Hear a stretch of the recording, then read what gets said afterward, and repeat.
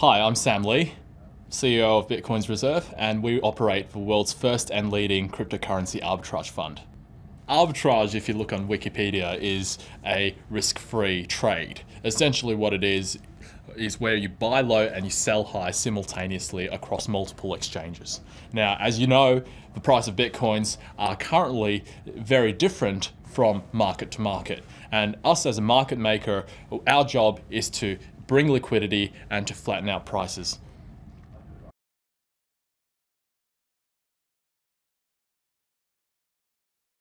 Bitcoins Reserve also does large volume over-the-counter trading. And now, that means when the Silk Road Bitcoin auction was hosted by the American Marshal Service, we saw this as a great opportunity to acquire some large volume Bitcoins for our institutional investors. As a result of us bidding on the Bitcoins, the Marshals had us on their list, which then they leaked to the public accidentally.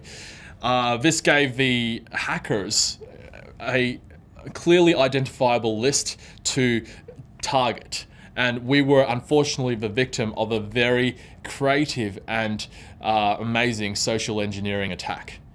The hackers then pretended to be a journalist and requested an interview from me. I agreed, and they then shared with me a document which seems to be via the Google Docs suite. So I accepted the document, and it said that the document was unavailable, that I didn't have permission to access.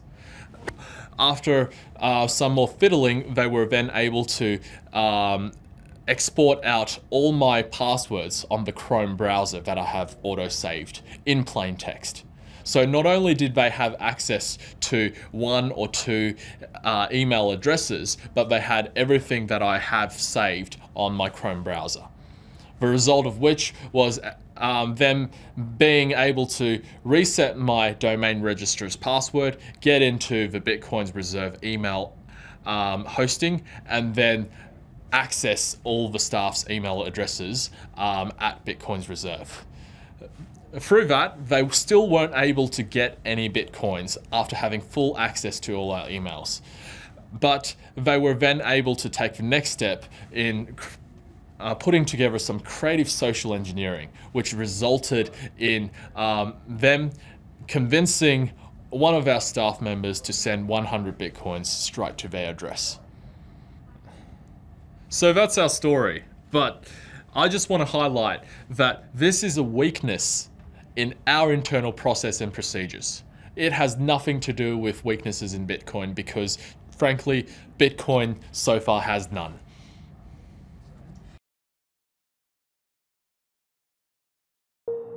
In the fall of 2008, the world financial system nearly fell apart because of the incompetence and instability of the banking system.